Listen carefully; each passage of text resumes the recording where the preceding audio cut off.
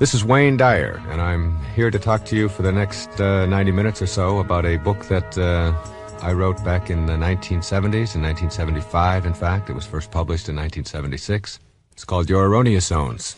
A lot of people mistook that title. They took it home in brown paper bags all across America, thinking they were getting a sex book, but it is nothing like that. These are far more ticklish zones than those. This is a book that skyrocketed to the top of the bestseller list and stayed there for a couple of years. It is a book that turned my life around in many, many ways, many, many positive ways. At the time, I was teaching at a university, at St. John's University in New York, when I wrote this book. I subsequently left that position and have written many books since that time, and also have produced a lot of audio tapes and have become a lecturer, and many, many changes have taken place. So many, many years after the publication of this book, I've been asked to do a audio tape about Your Erroneous Zones. It's an exciting prospect for me to go back into this book that has been so impactful in my life and in the lives of, estimated around the world, some 30 million copies of this book have been sold in all of the different foreign editions and the United States also. And the way to take a look at this book and look at the concepts that I was writing about back then is to understand the concept of what erroneous zones means. Your erroneous zones is obviously the key word in there is erroneous, and the word erroneous means error. And this is a book about the errors that people make in their lives as they go through their life and try to manage their own emotions. I think I've had more comments to me since this book was published about the one thing that seemed to be the most important to them as they read this book was that they learned that they had control over their own emotions. In writing this book and sitting down to write Erroneous Zones and talking about these concepts today, I think the most important thing that you can get out of this is to understand that you are a choice-making individual, and that all of the conditions that you find yourself in your life, all of the circumstances of your life, all of the emotional reactions that you have to all of the people and all of the things and events and so on that take place in your life are really choices. And that's a very difficult thing for a lot of people to get, because they're raised to believe that I can't help the way I feel. I have a right to be miserable when somebody treats me in a certain way. I can't help it. I've always been that way. It's just my nature. It's just the kind of person that I am. People use things like I'm Italian, or I'm from New York, or I just grew up in a family that always talked to each other like this, and I can't help myself. And these are the kinds of things that I really wanted to attack and eradicate from your thinking. That is, that you can't help the way that you are. You indeed are the product of all of the choices that you've made up until this moment. And if you do not like what your life is about, I'm always reminded of James Allen in As a Man Thinketh. He said that circumstances do not make a man, they reveal him.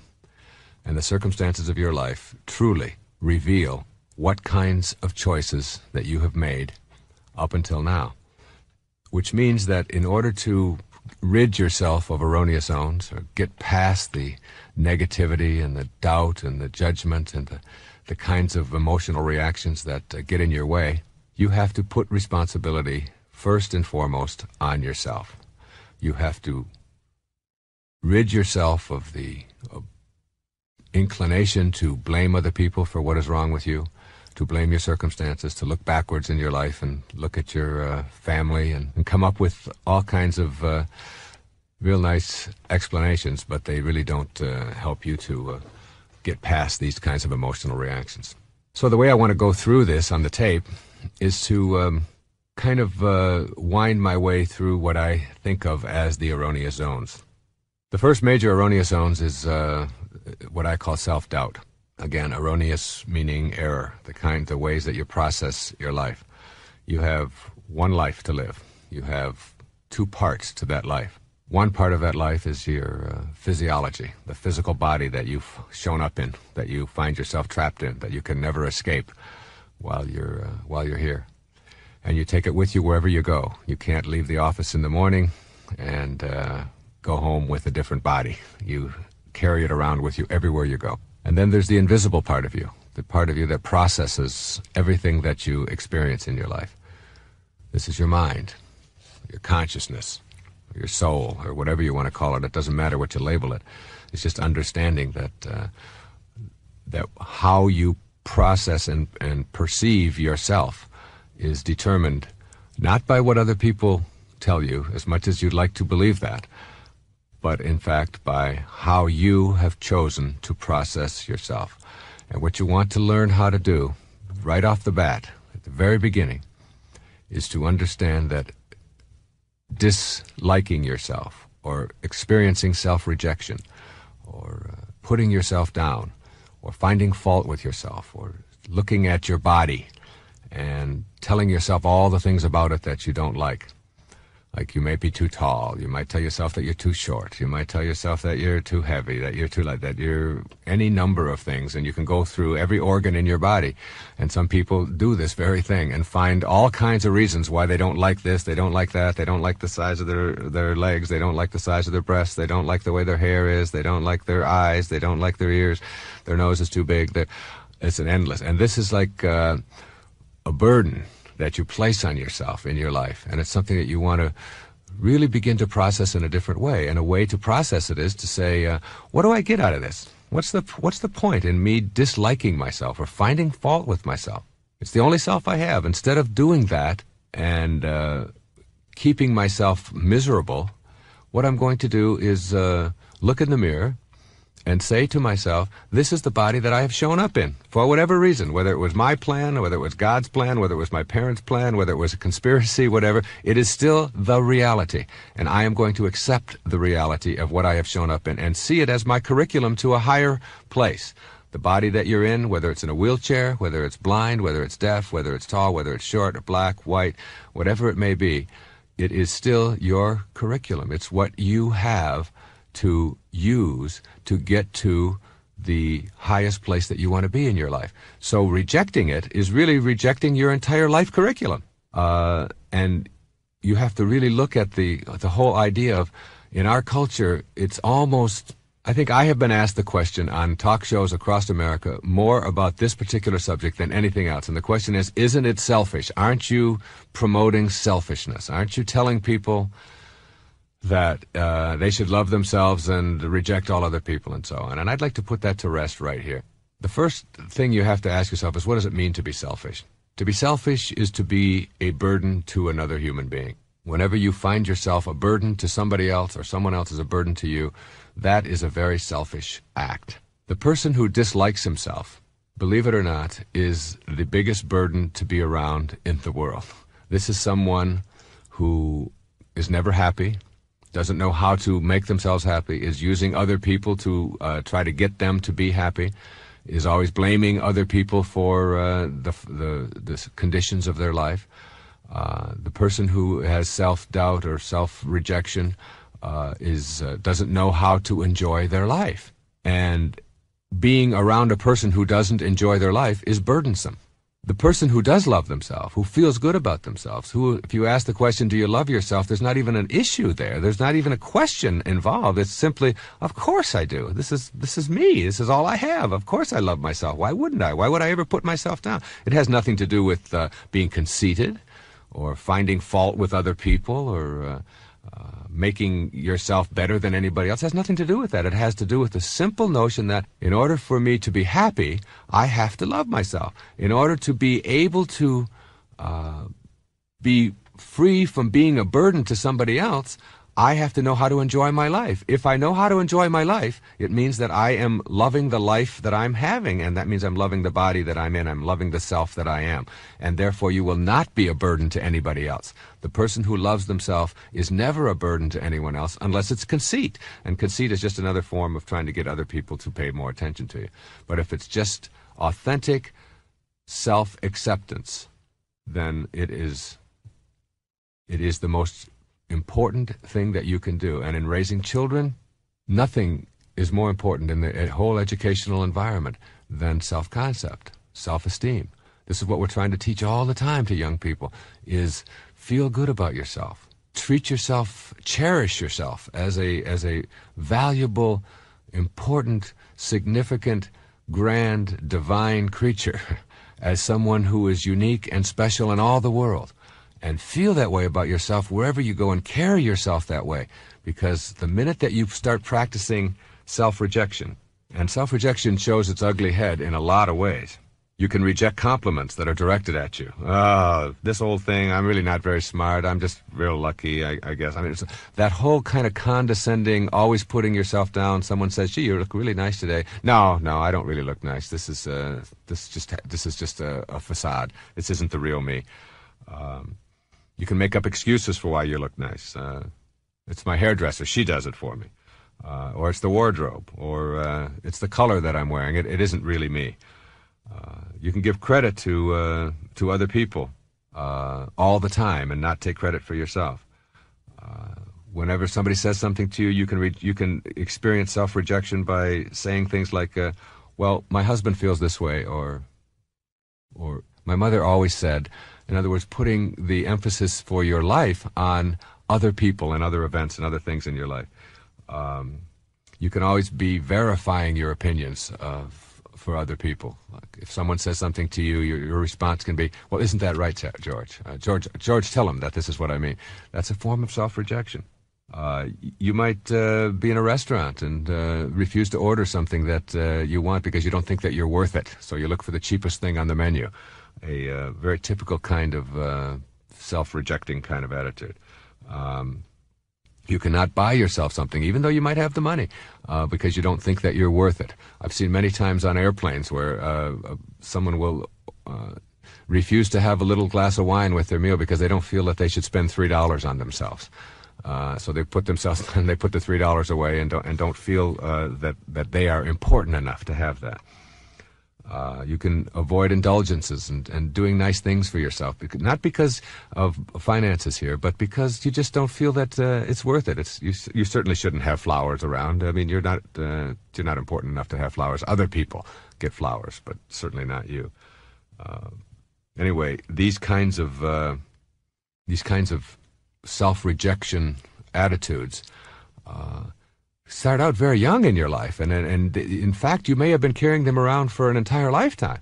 It isn't to say that that they didn't happen to you and haven't been going on in your life since you were a little boy or a little girl, but the fact is that you have to still understand that life is a choice, and that if you want to improve your self-esteem and you want to improve your life, it starts with saying to yourself, "I have been buying into this all of my life.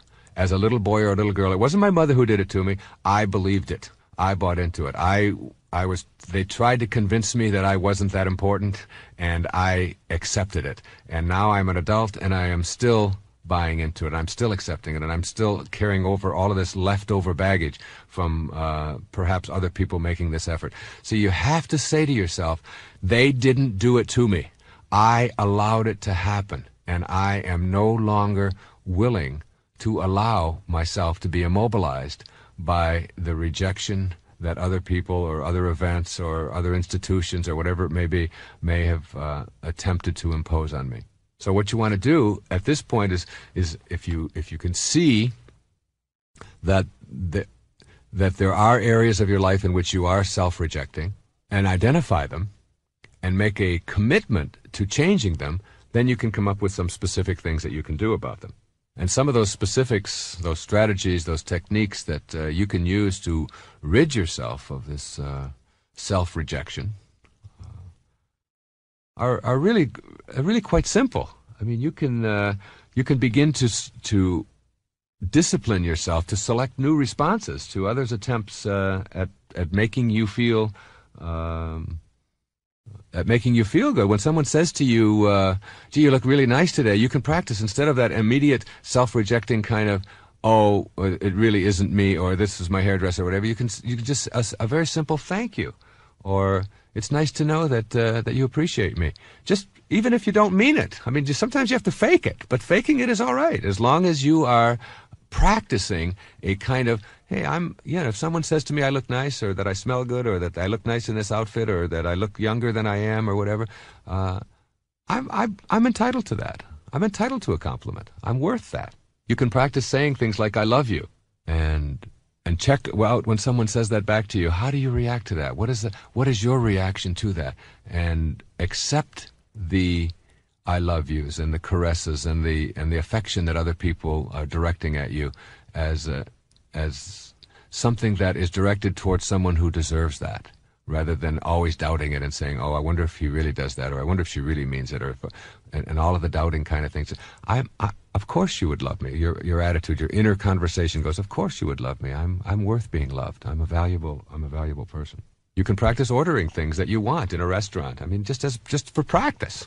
Instead of looking at the price tag, ask yourself, what do I feel like having? And give yourself little rewards. Little rewards are things that you can practice. And the practice gives you a kind of self-discipline of self-acceptance and self-esteem and value. You indulge yourself with something that's really nice just for you. No one else has to know about it. Why? Because you're worth it, because you're important, because you're significant. You've got to look at things like jealousy. Jealousy is really a put-down of yourself, making another person's opinion of you more important than your opinion of yourself. You want to really watch out for that. If you find yourself extremely jealous of somebody else, you can ask yourself, what does this say about myself?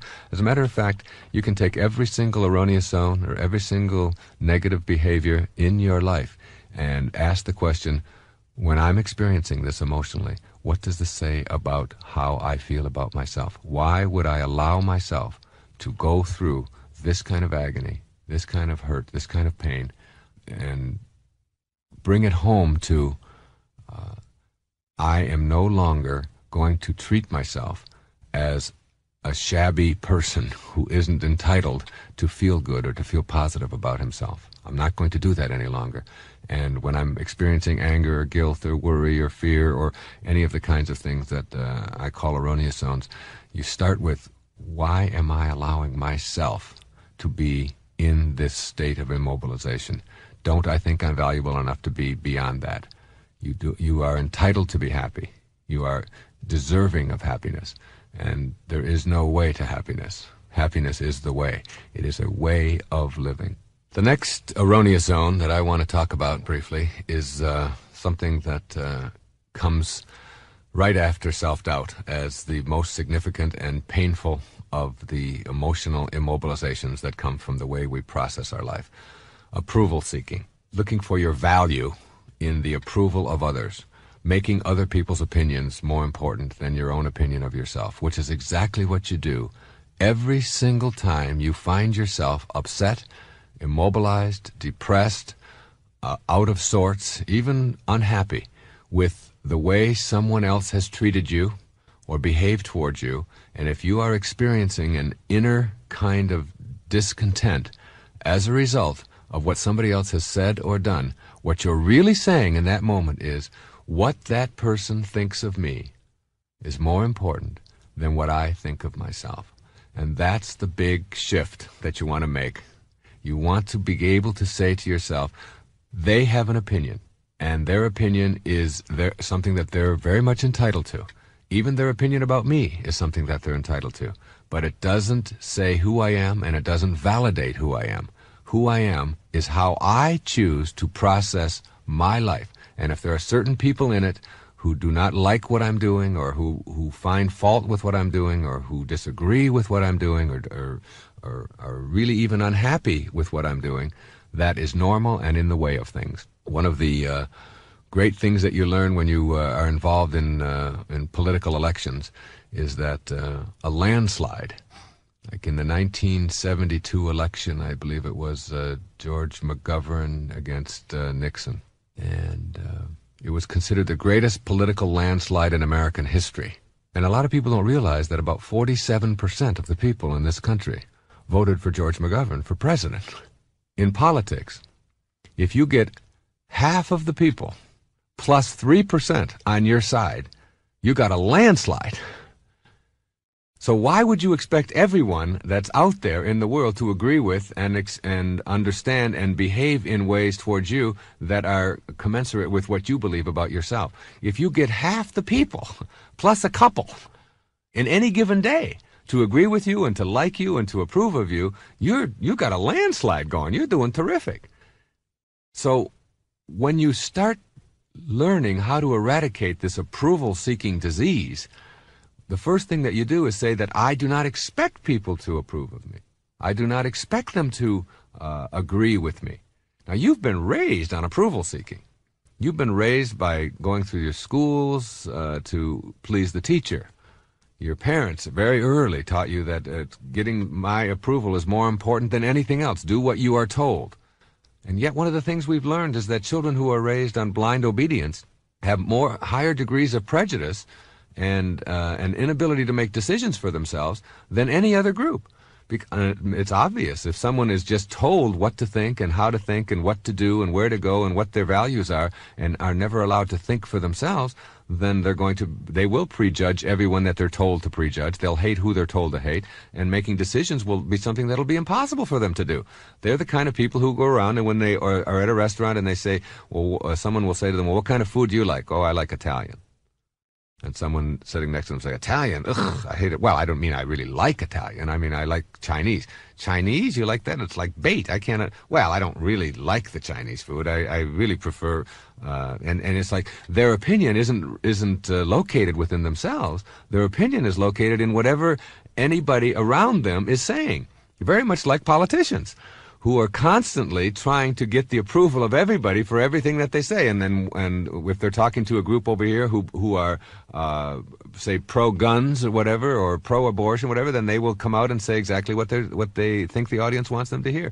And then the next day they'll say something else to a different audience. Now, that's one thing in politics, but your life isn't politics. Your life is very personal, and that's what we're talking about here.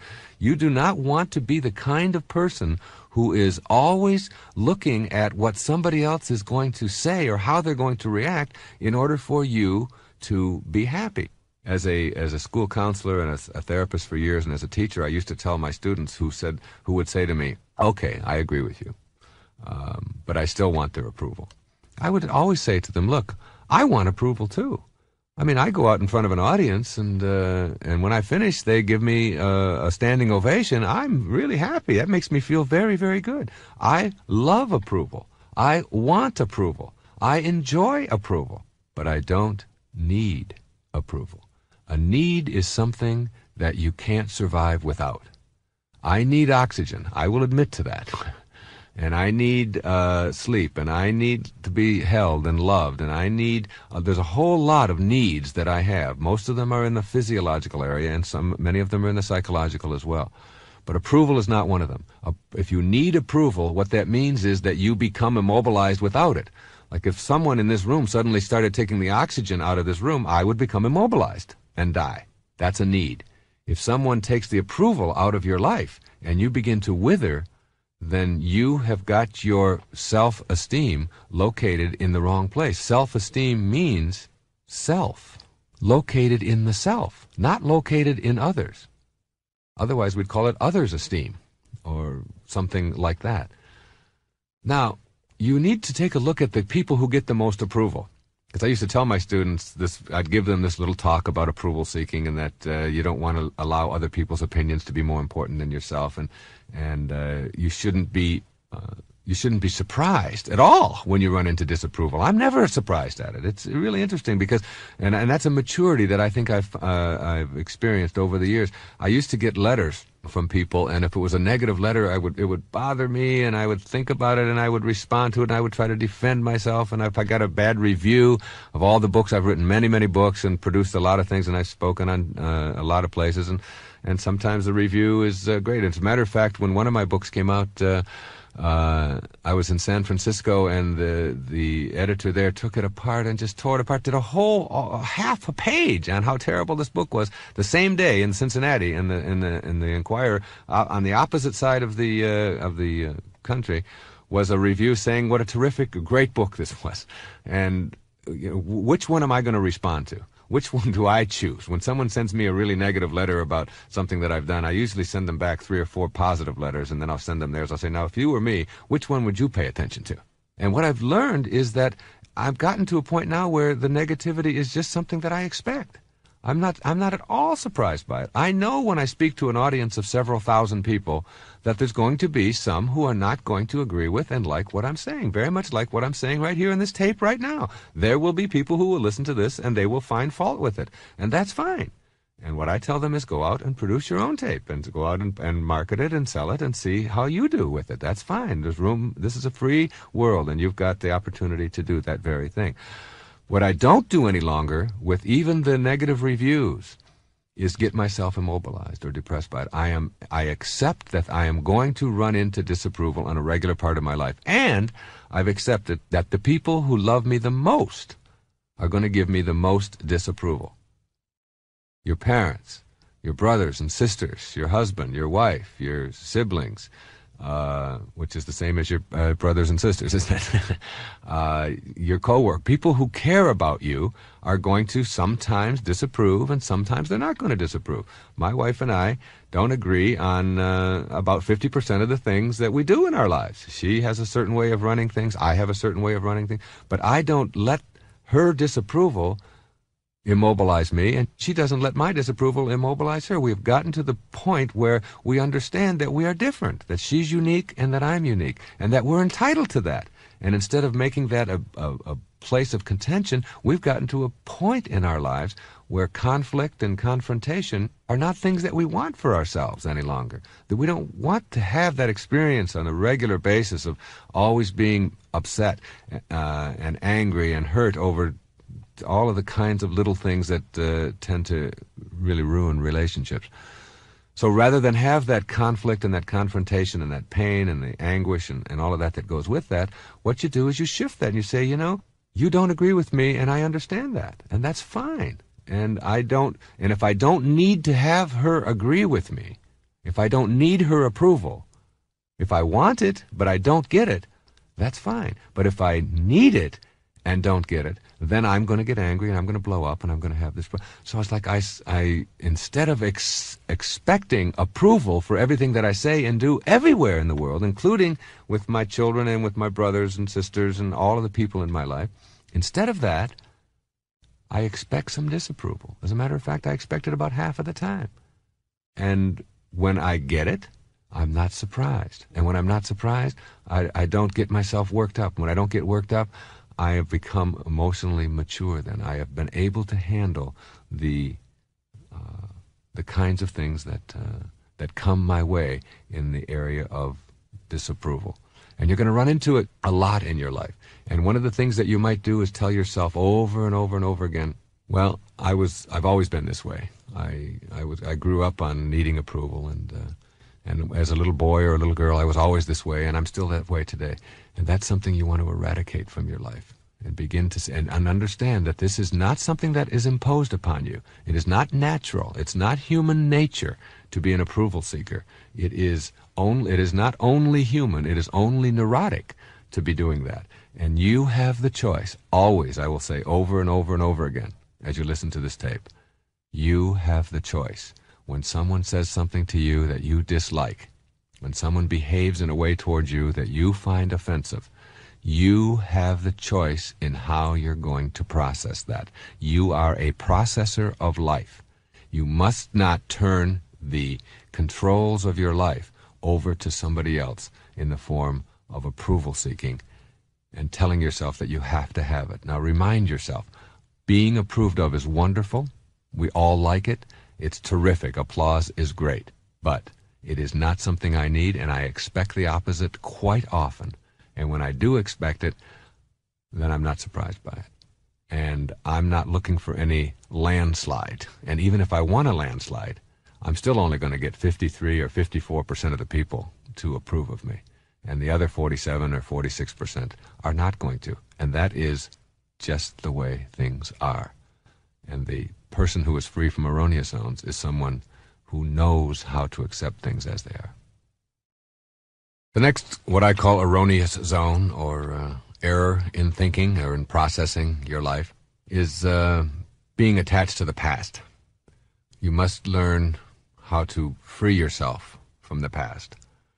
Now, I'm not saying that you should ignore all your traditions and you should ignore your past. I'm saying that being trapped by it today on what you think is something that you had to have in the past and no longer works for you is something that you can get rid of. Again, this is a way of processing. This is a way of thinking. It is thought that we're working on here. It isn't a list of techniques to go out and practice doing these things. It is new ways of thinking, new ways of processing, because your life is really how you think about it. As you think, so shall you be, are the most important words, I think, in ever written. 7 simple words. As you think, so shall you be. Your thoughts are what create your life. One of the traps that really immobilizes people is what I call the I'ms, attaching themselves to the past with these self-definitions, these labels that we place on ourselves, and we begin to believe the label. The great Danish theologian Søren Kierkegaard once said that once you label me, you negate me. And you have to remember that that a label is always something once removed from the actual process. Like you can't drink the word water, and you can't get wet from the formula H2O. And there's 1,110 different names for water on our planet. Some call it aqua, some call it ap. In Farsi, it's called ap. And there's Wasser, and you name it, in 1,110 different dialects and so on. There's all these words. And yet that label is not what it is. The only way you can know water is to experience it, to get in it, to drink it, to be involved in it, and there's the experience of it. And the same thing is true with these I'ms. When you put a label on yourself like I'm no good at math, or I'm lousy at spelling, or I'm deficient at languages or whatever, you've just put, I'm a slow learner. You've put a label on yourself. Now that isn't who you are. Who you are is how you think. What you think about is what expands in the world, and you are what you think about all day long. It is your thoughts that create your very life, and all of these definitions that you place on yourself are just things that keep you from being able to go out and do something about improving the quality of your life. Like if you put I call it the I'm circle. If you say something like, I'm shy, I've always been that way. That's my nature. It's just the kind of person I am. I can't help it. I've always been that way. And you hear these sentences over and over and over again. If you believe that, if that becomes who you are, if that label becomes your reality, then you're acting on that, the way of processing who you are. And if you say to yourself, I'm shy, and then you see yourself at a gathering, a social gathering, and you see a group of attractive people, then you'd like to go over and talk to them. And you say, I think I'll go over and talk to those people. You say, and then you start over there, and you're on your way over, and then you say, oh, wait, I can't do that. Why not? Well, because I'm shy.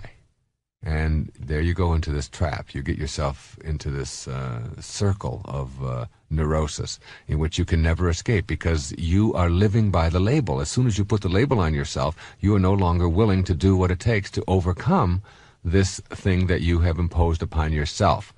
You're not born with shy genes. You're not. It isn't something that anybody imposes on you or injects you with. It is a choice. You may not know any other choice, but it is still something that you have elected to do. And until you rid yourself of the label that you may have been carrying around all of your life, and then we begin to practice new ways of being. And what you do is, instead of saying, I'm shy, you say, up until this moment, I've always elected shy behaviors. But today, in this moment, I am going to elect a non-shy behavior. I'm going to try something different. I'm not going to live by the label that I've imposed on myself. And these labels can include things like I'm not good at sports, I'm clumsy, I've never been able to do things. And you see people who say, I'm clumsy or I'm not good at sports, and then you say to them, well, come on, let's go out and shoot some baskets. They say, oh, that'd be great. And then halfway out they say, oh, no, I can't do that. And well, why not? Well, I'm just no good at that sort of thing. And as if you get good at that by putting a label on yourself and then sitting on the couch and becoming a couch potato. You get good at anything by ridding yourself first of the label and processing yourself in a new way. And that new way is to say, I can do anything. I can become anything I want. I have always believed that about myself in my life. A lot of people say, well, if you're a writer, you can't be a good speaker because, a writer is someone who is much more introverted and they keep all their things within them, and a speaker is much more extroverted, and those two don't mesh. But I believe you can excel in those areas. I believe you can be a poet, and you can also be an athlete. And you can be very, very good at athletics and enjoy that as a very much a part of your life. And you can also be very gentle, and you can enjoy flowers, and you can enjoy little children, and you can also enjoy a boxing match, and you can enjoy sweating, and you can enjoy putting on a tuxedo. Your life can be whatever you choose it, but you first have to rid yourself of these self-defeating I'ms. I'm shy, I'm clumsy, I'm unattractive, I'm ugly, I'm big-boned. I love that one. I'm not organized. You know, people just say things like this as if this is why their life is in disarray. I'm just disorganized, like they inherited disorganized genes. Their genes are all over the place. Their genetics. You know, there's some in the living room, some in the bedroom, some are in California, some are in Florida, some are in Germany, and they're just all disorganized. And I'm a disorganized person, as if that isn't a choice. To be disorganized is to say I make disorganized choices, and you're listening to someone who does that. But and every now and then I'll say to myself, well, I just don't like all of these details, and I hate keeping receipts, and I resent the IRS for making me keep all of these things, and it's just not the kind of person I am. And then I get a hold of myself, and I remind myself, I have chosen to be disorganized. And if I don't want to pay additional taxes, if I don't want to keep receipts, that's fine. I can just give them all of my money, and that's no problem. Or I can make the choice to, and so what I did with that, instead of telling myself constantly that I'm disorganized and resenting it, one day I just decided that I would handle my receipt problem like this. And I took 12 boxes, and I put them in my office and on the floor, and I just labeled them. Postage, printing, utilities, travel, the 12 or 13 categories or whatever it is. And every time I get a receipt, instead of sticking it in something then at the end of the year resenting having to go through it and all that, I just throw it in one of those little boxes. And then I hired somebody to go through those little boxes and put it all together and take care of it for me. So I still don't have to fool myself into believing that this is something that I enjoy doing. Isn't this terrific? I just simply say, in order to be as happy and effective as I can be, this is a solution. This is a way of dealing with that. And you get people saying things like, I'm forgetful. I can never remember anybody's name. It's just somebody introduces me to someone, and then I've forgotten their name in the next moment. Well, that's a choice. That isn't something that happens because you've got some kind of deficiency in your brain or in your memory. It's because you have not paid attention to that kind of thing. And instead of putting a label on yourself of I'm forgetful and that gets in my way, if it does get in your way and you don't like it about yourself, what you want to do is shift that, transfer that to I am going to change that about myself. Then today, the first 3 people that I'm introduced to, I'm going to repeat their name over and over again in my mind, and I'm going to come up with some kind of an image in my mind so that I will not forget this person's name. And lo and behold, you have shifted an I'm from I'm forgetful to I'm really good at remembering. And you now have a whole new way of processing your life.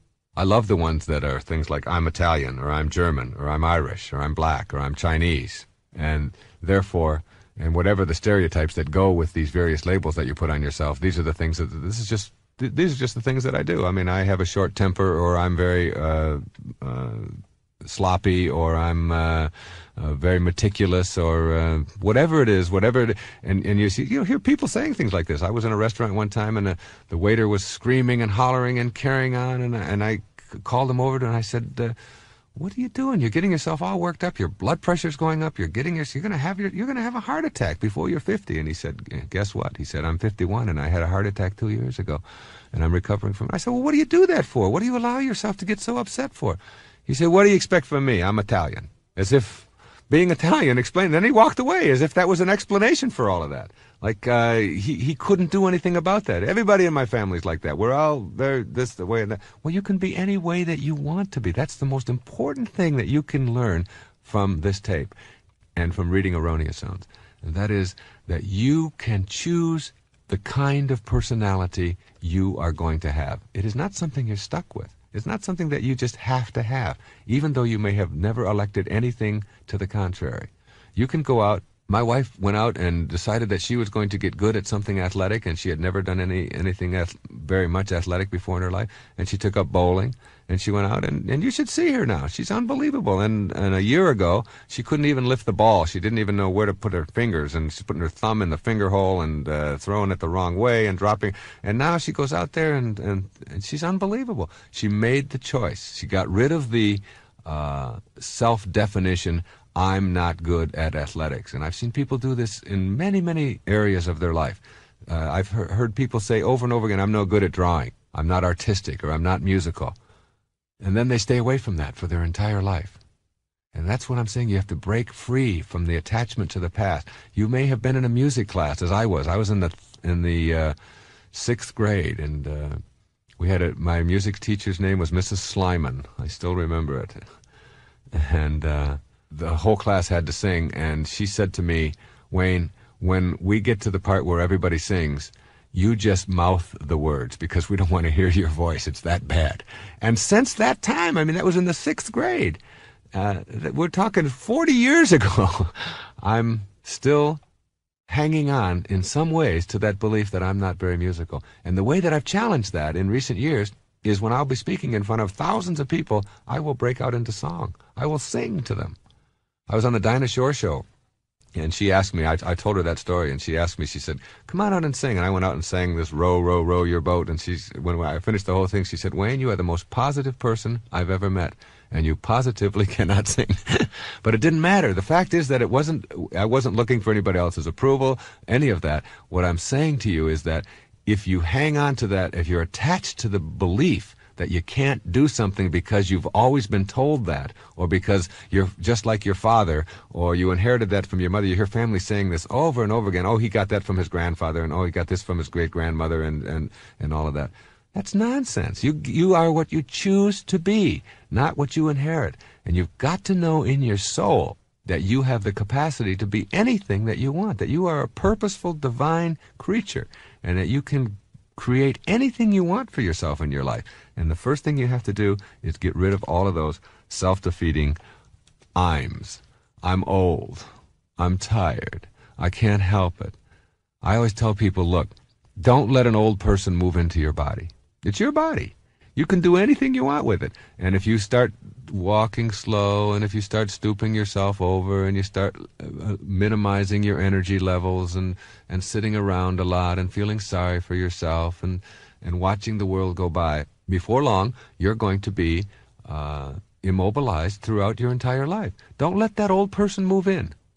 Keep yourself young and vibrant, not youthful necessarily. I mean, be grateful for whatever age that you are, but don't take on those habits that are going to keep you from being able to do anything you want. There's no age out there. I mean, I watched Norman Vincent Peale get up in front of an audience, and he's in his mid-90s, and he's got more energy than some people I know in their 20s and 30s. And it's an attitude. It's a belief. This is a man who was one of the pioneers of the positive thinking movement. And his whole life has been a testament to that. And I've seen it over and over again, and I also see people who are exactly the opposite. You don't have to be... Tiredness is a choice. Fatigue is a choice. You don't get tired when you have something pleasant to do. Your life is working when you're inspired. And being inspired means to think inspirational thoughts about yourself.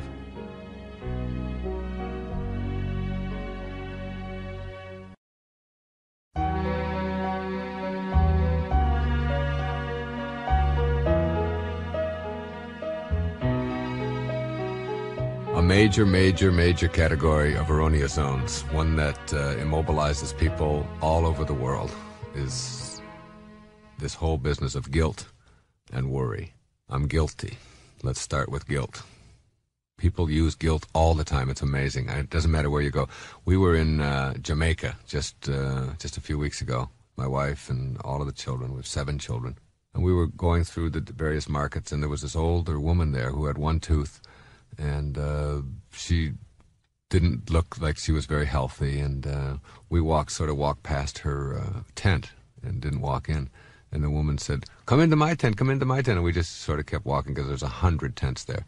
Finally, she started yelling at us, nobody likes me. Nobody wants to come into my tent. You don't like me at all. Nobody likes me. My children don't like me. Nobody.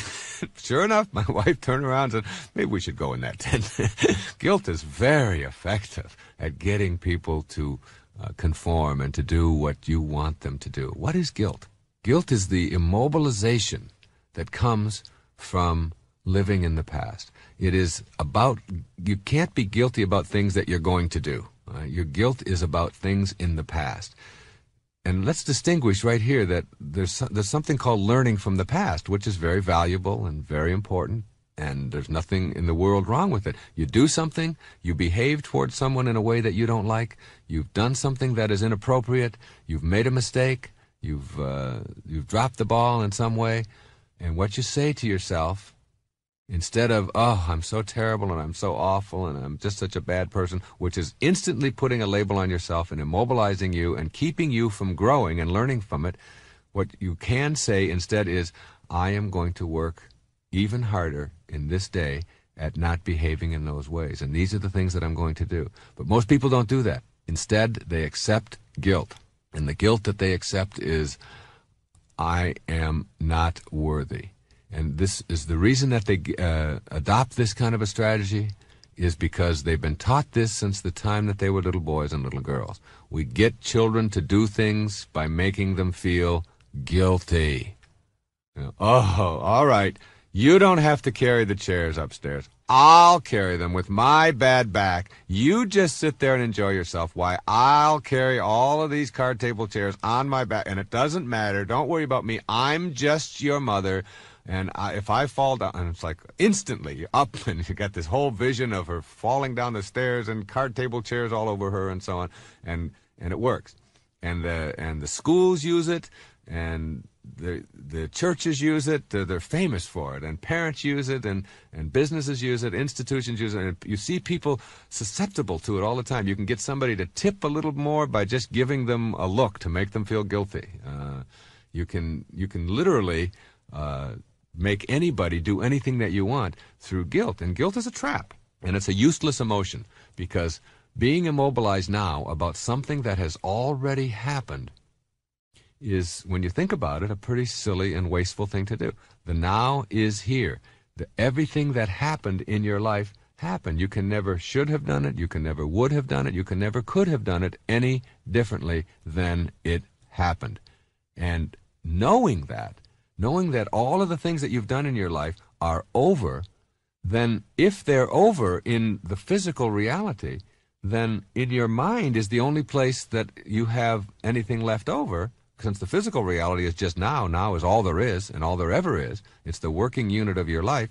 So everything that has transpired in the past, since it's over, the only thing that's left over is how you're choosing to process it. If you process it in a way that makes you feel guilty, then that will immobilize you. That will make your life unhappy. That will keep you from being fulfilled in the present moments of your life. So what you want to do, instead of processing events and things that you've done that you've chosen to feel guilty over, is to say, instead I'm going to shift that to, how can I learn from these? What's the lesson in this? What did I have to learn? I have a belief that life gives exams.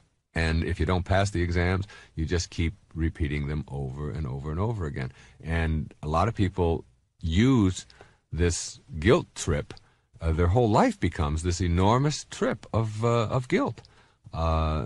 Always feeling bad about what they've done and why they did it, always putting themselves down and finding fault with who they are, always rejecting themselves because they didn't perform to somebody else's expectations, or they didn't do things the way they were supposed to do them, and so on. So guilt plays a big role in people's lives. It plays a role in our culture. We are all very susceptible to it. Okay, I'd like to just review a couple of strategies here for getting rid of guilt. First is to begin to view the past as something that can never be changed. That's very important. It's over. And your feeling guilty isn't going to change the past, nor will it make me a better person. Now, if you were in a society or in a culture in which, by feeling bad about what happened in the past, it would change it, I would be here making a tape in favor of guilt. Like if right now you could feel guilty about the outcome of the Peloponnesian War, and how terrible the outcome was, and how awful the Athenians were treated, and so on. And then if I said to you, well, will that change the outcome of the war? You would say, well, of course not. It's over. Well, this morning is just as over as the Peloponnesian War. And your feeling guilty about what happened this morning is just, in terms of changing what happened, makes just as much sense as feeling guilty about the outcome of the Peloponnesian War. It isn't going to change the outcome at all. So instead of being focused on things that are not going to change the outcome, what you want to do is be focused on how you can, in fact, change the outcome in the future. And guilt keeps you from changing the outcome in the future. That's what you have to understand about guilt. Guilt, like everything else in your life, transpires now, in this moment. This is when it's happening. And instead of, if you can look at and process it this way and say, instead of feeling guilty in this moment, what could I be doing otherwise? And that's the big payoff for guilt. Guilt keeps you from doing something about it. That's why I call it a useless emotion, because it keeps you hung up on the past in the present, which is all you have. And if you use up your present to be hung up on the past, then you can't use your present to do something constructive now. So it's a very useful technique emotionally for people to employ to keep themselves from taking risks, from trying new things, from moving on in their life. You should ask yourself what you're avoiding in the present. And ask that question, instead of feeling guilty right now, what could I be doing? And then begin to accept certain things about yourself as who you are. And then if your parents or your boss or your spouse or somebody doesn't like something that you've done or whatever, instead of feeling guilty about it, you say, this is who I am. These are the choices that I make. Yes, I'm a person who dresses this way. And if somebody else doesn't like it, like if it's a relative or whatever, and they don't like it, this is still who I am. And even though I'm not going to rub it in anybody else's face, I am not going to choose guilt when they respond negatively to who I am, to how I dress, to what I say, to the language that I use, to the people that I go out with, to the car that I drive, to the job that I have, to whatever it is. It's endless. There's always going to be people out there who aren't going to like it. But if you feel guilty about that, then you're giving them control of your life. And the only reason people use guilt in your life is just like the woman in Jamaica. The only reason that she's out there doing that every day, practicing her little routine, is because it gets people into her hut, into her tent. And that's the very same thing. People are trying to get you into their tent. They're trying to get you to live the life that they believe you should be living. And as long as you are willing to do that, then guilt is the thing that'll get them to use. You've got to begin to teach people in your life who use guilt on you that it is no longer something that is going to work. Now, how do you do that? You don't do it with a lot of arguments. You don't do it with a lot of talk. You teach people with behavior, not with words. What you are speaks so loud, I can't hear what you say. So what you do is you let people know as they start using guilt on you that it isn't going to do any good at all. That you're still going to dress the way you want to. You're still going to be with the people that you want. And you can simply say things like, I understand that you don't approve of that. I understand you don't like that. This is who I am. This is what I've chosen. And begin to see that you start to feel good about that. It is something that makes you feel strong. And you begin, and people always like strength, not weakness. And that's true about ourselves as well. We like ourselves when we're strong, when we resist an addiction, when we resist doing something that we know is self-defeating. When we stand up to someone that is difficult for us to stand up to, even though it may be painful at the moment, we like ourselves better when we do that. And that's what you have to do. You have to teach people who use guilt on you that it no longer applies in your life. Now, the opposite of these useless emotions is worry. And the reason I say opposite is because worry is using up the present moment to be immobilized about something that's going to happen. You don't worry about the past. You feel guilty about the past. Guilt is about the past in the present. Worry is about the future in the present. Remember, everything is experienced now, in the present moment. And again, the payoff for worry is, what could I be doing in this moment if I weren't worrying? And then you say, well, my worry is keeping me from doing these things, taking this action, changing this behavior, moving on in a new direction, getting out of that relationship, whatever. Now, people worry about everything.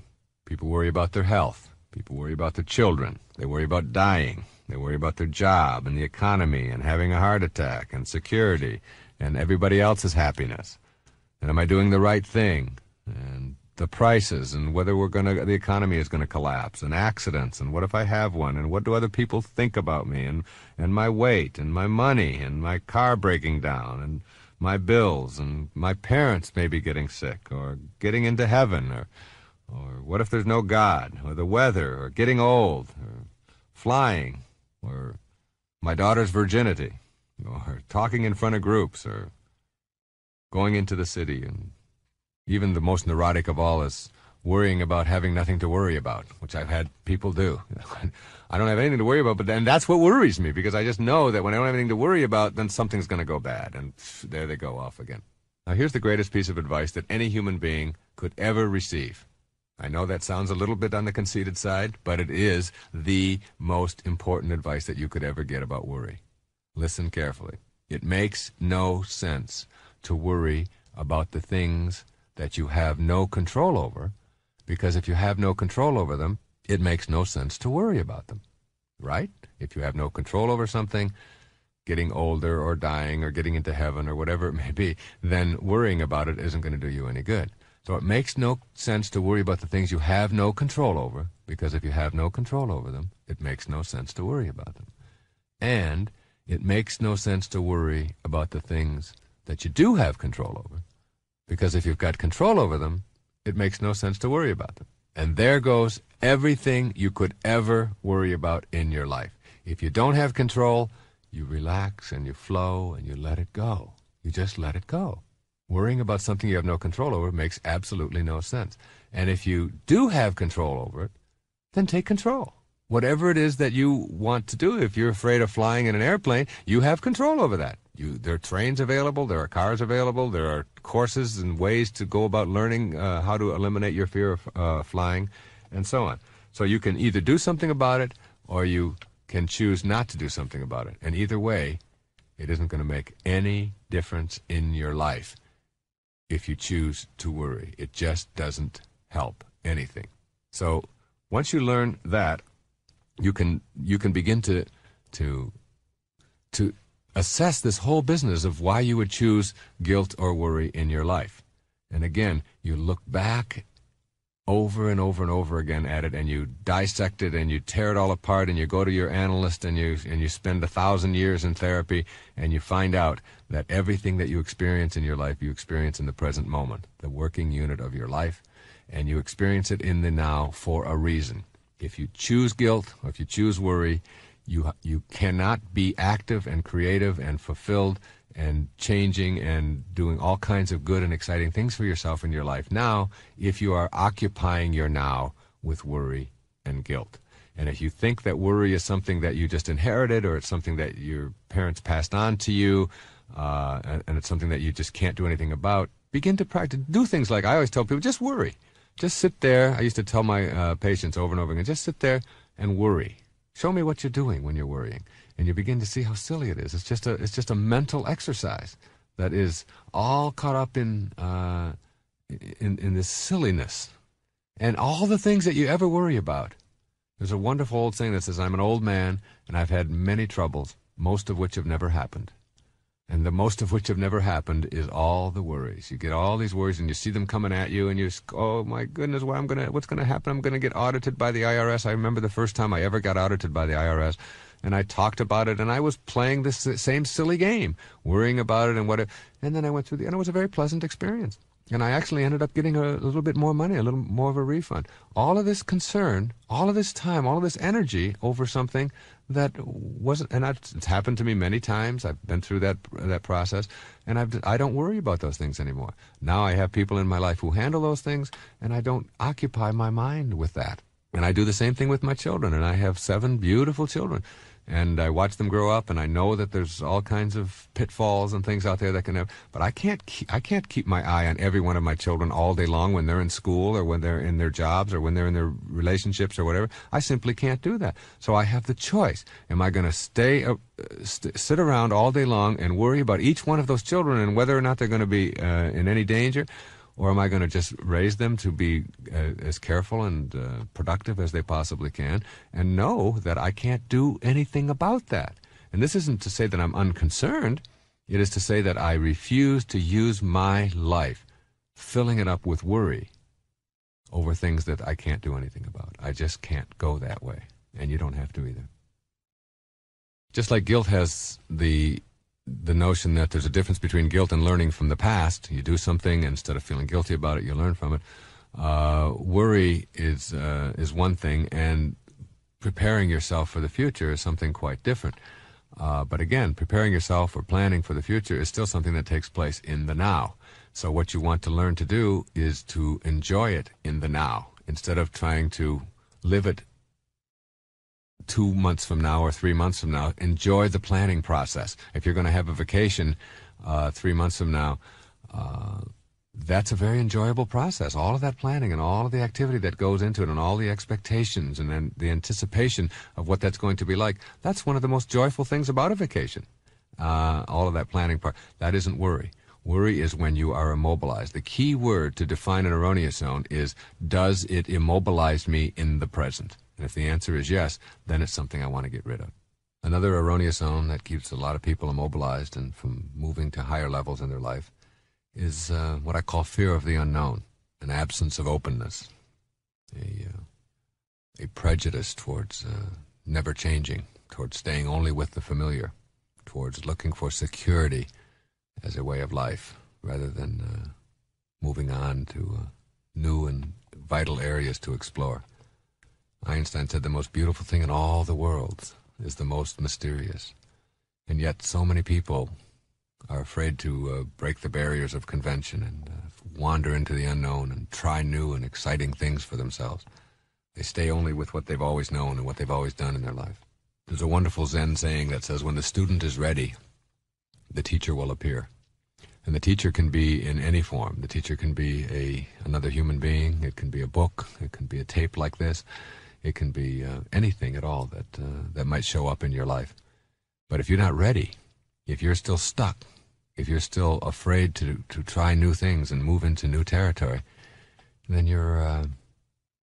then it'll go right past you. I know so many things in my life that showed up in my 20s and my 30s that I wasn't ready for. And they were right there, books that I had on my shelf and I've had there for 20 years, and I never even picked them up. And I picked them up, I said, wow, this is fantastic. I didn't know this guy knew that.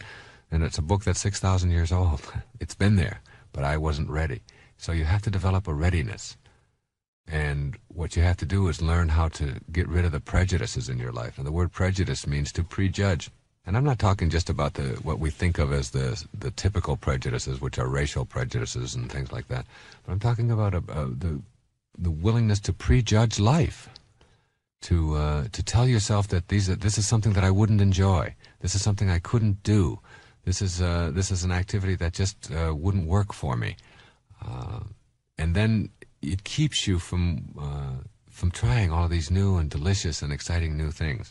What I'm really advocating here is an openness to new experience. The more things that you're capable of doing, the more things that you're willing to do, the happier your life is going to be, the more fulfilled you're going to be, and the more you'll be fulfilling the purpose that you're here for in the first place. The fewer things that you can do, the fewer things that you're willing to try, the more rigid your life is, the less happy and the more immobilized you become. So people who can do a lot of things, who have a lot of options, who when they have a picnic are willing to go out and play a little softball, even if they aren't very good at it. They can even, instead of playing third base, maybe they can be third base. Right? So people tag you on their way home. But they're at least willing to get out there and try it and do something, versus the person who sits around and tells themselves that this is just something I can't do. Now, if this doesn't immobilize you and doesn't bother you, then it's not an erroneous zone, but it almost always does. It's a very restrictive kind of thing. So opening yourself up to these, to being able to do and try anything is an exciting way to live your life. There's a thing called security that a lot of people use to keep themselves tied into the known and the familiar. And they really have this belief that there's security, that if you do things a certain way and follow the rules that have been prescribed for you and laid down for you from the time that you were a little child, that you'll have security if you save a certain amount of your money and if you go to work a lot and you do. And the fact is that there is no such thing as security. There's only one kind of security in the world, and that's inner security. Most people are looking for their security in things outside of themselves. They're other-directed rather than inner-directed. The inner-directed person is a person who understands that my secure feelings are just thoughts, and they come from how I feel about myself, and that the physical world doesn't offer any security at all. I mean, we are born into it, and we're here for a short time, and then we die. And when we die and how we die is something that each one of us thinks about and gets concerned about. And what happens to us after we die, there's no security out there. None of us know how much time that we have. The future is a thought. The future is always the future, and it's just a thought. It's just a whimsical kind of invisible, dimensionless, formless, amorphous kind of thing inside of our consciousness that determines whether or not we're secure or insecure. You're not going to get security from having money or from having a lot of power. If power comes from being able to control others, what happens when the others disappear? Your power is gone. If security comes from being glamorous and beautiful and exciting, where is your security when the glamour leaves? And it leaves all of us. If it comes from being able to dominate someone else, if that's what makes you secure, what happens when those people leave? Your security is gone. You see, security is something that you can never get. It's an illusion.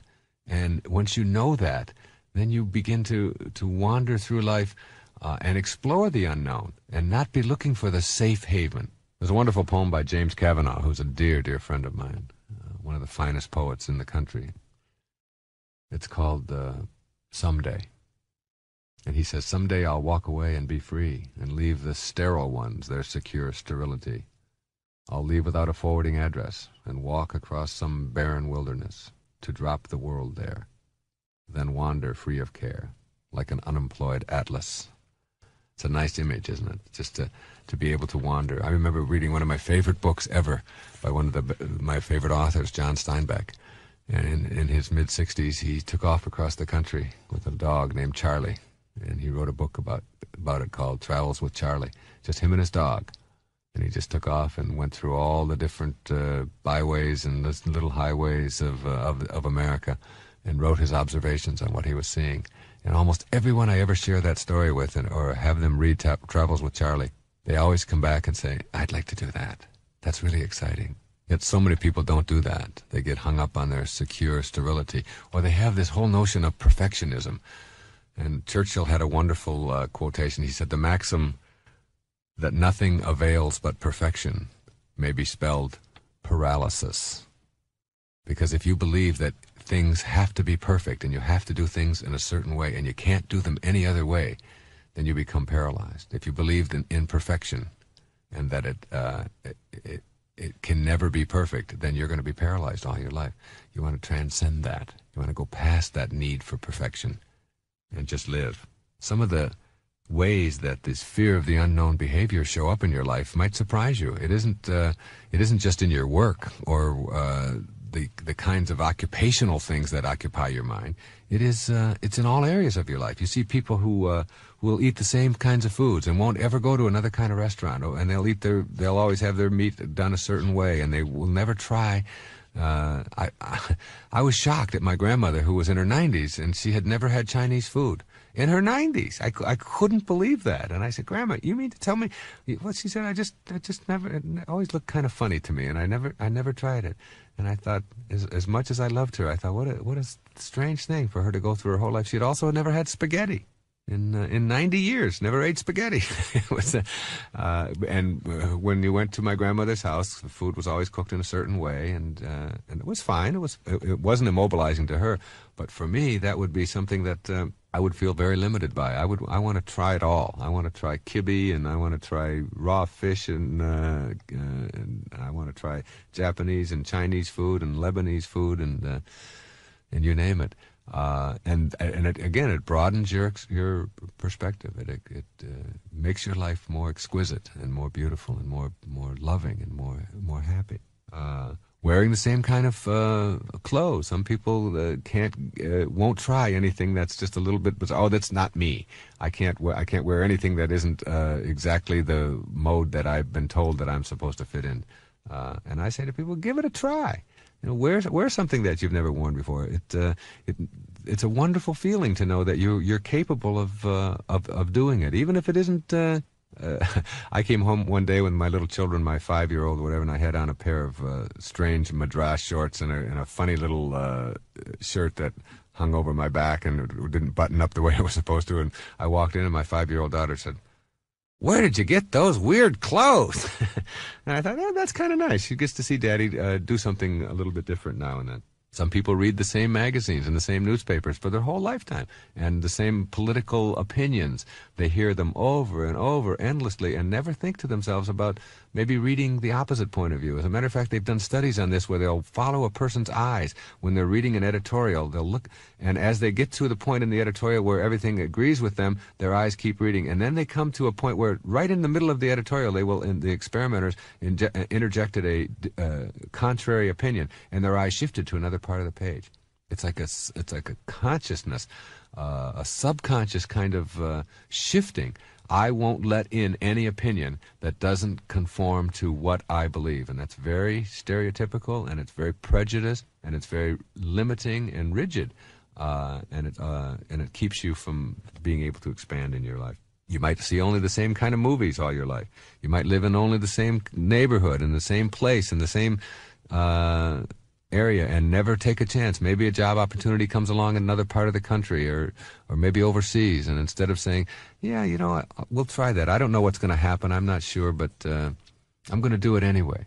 And it's interesting, most people go through their whole lives and don't take these opportunities, and then they get very close to death. Something will happen. They might have a heart attack, or they might have an accident of some kind, and they almost stare death right in the face.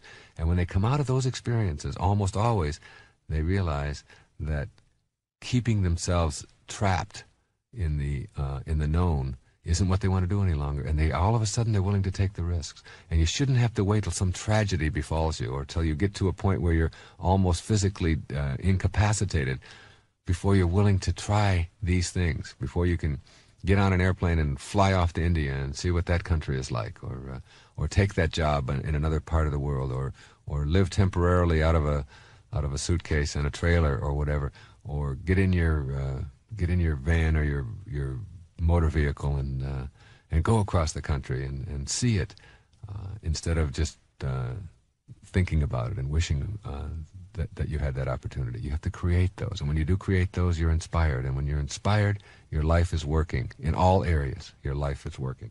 You can refuse to listen to the ideas. You hear people over and over again who are afraid of the unknown will only invite certain kinds of people to their homes, and they say, no, we don't want to invite them because they don't think like we do.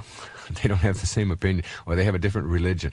To me, I want a mixture around. I want to see, you know, if get me some people with contrary opinions, whether they're religious or political or controversial or whatever it may be. That's terrific, because the more you shy away from those opinions and those attitudes and those beliefs of other people, the more prejudiced you are. If you don't know and experience what somebody is like from another culture, then you are prejudging them. If you prejudge them, you have a prejudice, and that is very limiting to you. You might be afraid to try new activities as a way of staying with the unknown. You might avoid anyone that you label as deviant. We put these very negative labels on people. They're weirdos, they're kooks, they're commies, they're fags, they're wops, they're hippies, they're kikes, they're niggers, they're gooks, you name it. Some kind of negative epithet, and then the reason that we do that is because we're afraid of the unknown. We don't know who these people are like. We don't know what their lifestyle might be, and instead of being open to it and introducing ourselves to something new and perhaps expanding ourselves, instead we just place these labels on these people and then keep them out of our lives forever. And it's a way of avoiding the unknown.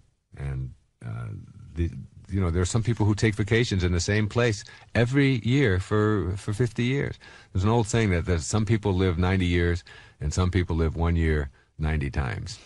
And what you want to do is not be a person who lives 1 year 90 times. You want to change some of those kinds of things. You want to look at selectively opening yourself up to as many new opportunities as you possibly can. Begin to take risks in your life. Risk-taking is a very important thing, not throwing your body in front of a moving train or anything like that where you jeopardize your health. But a risk might be going on a job interview. It might be confronting somebody. It might be getting in your car and not having a plan, not knowing where you're going.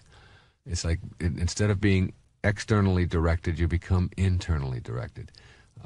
You begin to ask yourself, what is it that I would like to experience in my life? What kind of strengths would I like to exhibit? And then take those risks and try those new things. And a word needs to be said here about failure. You have to understand that you don't fail at anything in life. You can't fail at anything. That's really an important notion.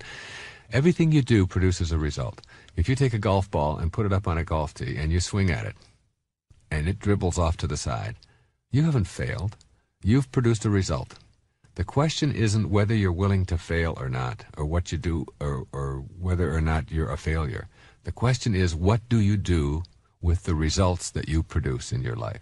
If you weigh 300 pounds and you want to weigh 125 pounds, you haven't failed. You've produced massive results. The question is, what do you do with the results that you have produced? Do you tell yourself that, oh, I'm no good at this, and you put a label on yourself and stay away from the unknown? Or do you make an effort to learn from what you've produced? Everybody who has any kind of an addiction of any kind, whether it's alcohol or drugs or food or whatever it may be, understands that if you're going to get over the addiction, the fact is that you have to wander into unknown territory. You have to leave that behavior behind you. And you can get support groups, and you can get into every kind of organization, and you can have detox programs, and you can do 1,000 different things.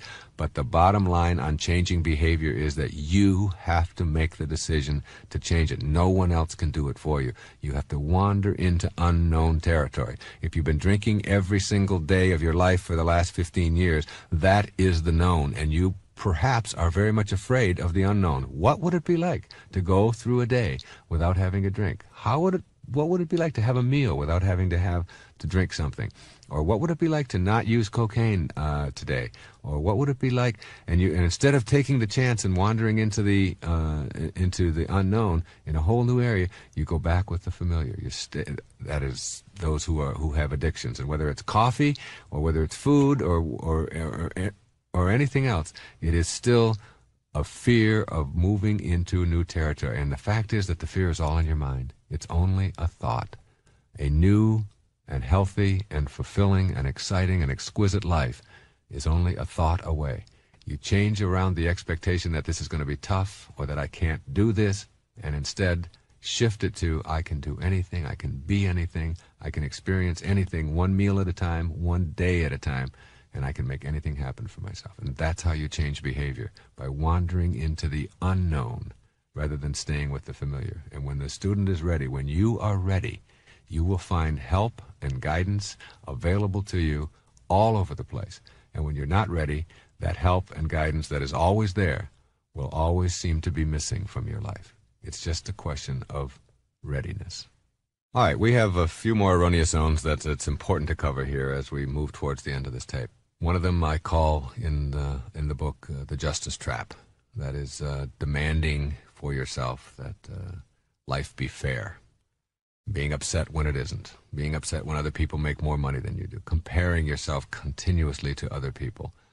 Finding fault with others. Instead of cultivating your own garden, as Voltaire told us to do in Candide, cultivate your own garden. You're busy cultivating everybody else's garden. If somebody else wants to grow rutabagas and you want to grow cucumbers, then grow your cucumbers and keep your nose out of other people's gardens, and you'll find yourself a lot happier. So don't be looking for fairness or justice or everything being exactly equal. If you want to get ahead in life and make your life all that you know you can make of it, then you've got to simply say to yourself, why am I choosing not to do that? Anything that you can visualize, anything that you can get into your mind or your consciousness and visualize, an image for yourself, you have the capacity to bring into the world. The ancestor to every single action in your life is a thought. A thought. Thoughts first, then action. You can't have an action without a thought preceding it. So the question is, what kind of thoughts do I have? Do I have thoughts that go around saying, oh, that the world is just a bad place? If that's what you believe, then that's what will expand for you. If you believe that the world is a terrible place and it's filled with all kinds of corruption and it's filled with criminals and it's filled with precariousness and so on, then that will be your experience, because that's what you carry around in your mind. What you think about expands. As you think, so shall you be. Right? From Proverbs. It's the most important words in there. And if that's what your thoughts are, and you're demanding justice for yourself by comparing yourself to others, and looking for reasons to be unhappy. If you argue for your limitations, you're going to get your limitations. If you argue for your happiness, you're going to get your happiness. And one of the things that you want to avoid is one of the erroneous zones I call procrastination, which is simply hoping and wishing and filling yourself with maybes and being bored and all of these kinds of things. If you sit around and hope and wish and say maybe over and over and over again in your life, then you are simply going to be a person who is using up the present moment to fill it with wishes rather than with action. Procrastination is nothing more than a typical way to keep yourself from taking action in your life. And I have found, we just moved into a new home not too long ago, and we had about 200 boxes that had to be broken up in the garage. And I looked at those boxes, and I knew that nobody else was going to break them up but Daddy. This is Daddy's job. And every day I'd go in and I'd look at all of those boxes and I'd say, no, I really don't want to deal with that today, and I'd let that go. And then came the time when just a few days ago, when I went out there and I said, I'm just going to break up 5. I'll just do 5, and then if I do 5 every day for the next 3 weeks, I'll have them all broken up, and then I'll call the moving, and they'll come and pick them up. Well, that's the key to eliminating procrastination, because as soon as I did 5, I said, well, I can do 5 more. And I came in about an hour and a half later, and I had the entire job done. I have found that to be true with virtually everything in my life. If I can put it off and put it off and put it off, but just do one sentence, and you got your letter written. Just sit down, and instead of telling yourself, I've got to write this long, long letter to my mother and I haven't written in a long time, you don't do that. You say, I think I'll just write 1 paragraph to her today. And then all of a sudden, the whole thing is done. Just one little action, one little step, and you have the whole thing corrected. In Hamlet, there's a line that says, refrain tonight, and that shall lend a kind of easiness to the next abstinence, and the next more easy. For use almost can change the stamp of nature. That's so beautiful. For use almost can change the stamp of nature. You can change your very nature by just refraining, by just doing something in the moment. So whatever it is right now, as soon as this tape is over, and it'll be over in just a few minutes, as soon as it's over, whatever it is that you've been procrastinating about or thinking about doing but haven't gotten around to do it, just do an opening on it. Just start it. And you'll find that that simple little act is what gets you going. And it's always, and where does that come from? It doesn't come from acting. It comes from thinking. Thinking makes it so. So rid your life of hoping and wishing and saying maybe and all of those kinds of things, and instead move beyond that and say, anything I can visualize in my mind, if I can get it there and hold it there, I can act upon it. So I will act upon it in the now, in the working unit of your life, now, today, this moment. Anger is another erroneous zone that is very important to deal with. It's something that I think a lot about because there's so much of it in the world. It's the cause of almost all international crises. It's the cause of family breakups and so on. And a lot of people think that anger is just something that happens. And anger isn't. You don't have anger genes. You have choices. There's no anger in the world. There are only people thinking angry thoughts and then acting out on those thoughts. Buddha said you will not be punished for your anger. You will be punished by your anger. Your anger is something that you live with. And when you use it on somebody else or abuse somebody else with that anger and act out on it, you are carrying around the seeds of your own destruction and the destruction of others. You must know that it starts with your processing. You see an event in the world take place. You see your children do something that you don't want them to do. Someone cuts you off on the freeway or whatever. And it isn't the act that makes you angry. It's how you process the act. Always keep in mind that if you didn't know about it, then it couldn't upset you. It couldn't make you angry. So the fact is, it's your knowing. Somehow your knowing is connected to your anger. And that knowing is your processing of it. I mean, your children could all day long be failing biology and be skipping school and everything else. And if you don't know about it, you can't get angry. Now someone tells you about it and you're angry. The event didn't cause you to be angry. If the event caused you to be angry, then you would have been angry long before you knew about it because they've been doing this for 6 months. It is your processing of it. And what you have to do is learn that whatever you're experiencing, whether it's anger or any of the erroneous zones that I've been speaking about in here, guilt and worry and self-rejection and approval-seeking and justice and procrastination, all of these things are to be considered by you as your way of processing your world. You have the choice not to be angry in a given moment. I don't care what your nationality is. I don't care what your background is. It doesn't make any difference what kind of excuse you use for hanging on to these things. If they are something that is immobilizing you, then you have to leave it. And you leave it by, first of all, changing around your thoughts. The final erroneous zone is growing up. Independence, if you will. Leaving the nest. Getting past that whole business of believing that you have to be in somebody else's life that no longer works for you, that you have to be stuck being dependent upon someone else. Remember, your children are not your children. They are the products of life's longing for itself. They come through you, not for you. And while I strongly believe in interdependent relationships, you still have to leave the nest. You still have to, and there are many adults who never get a chance to leave the nest. They're always seeking permission. They're always asking permission of life or somebody else in it in order to make their lives happy. I'd like to conclude this tape, this labor of love, on something that I did many, many years ago, and I realized that in going through it how important all of this information still is.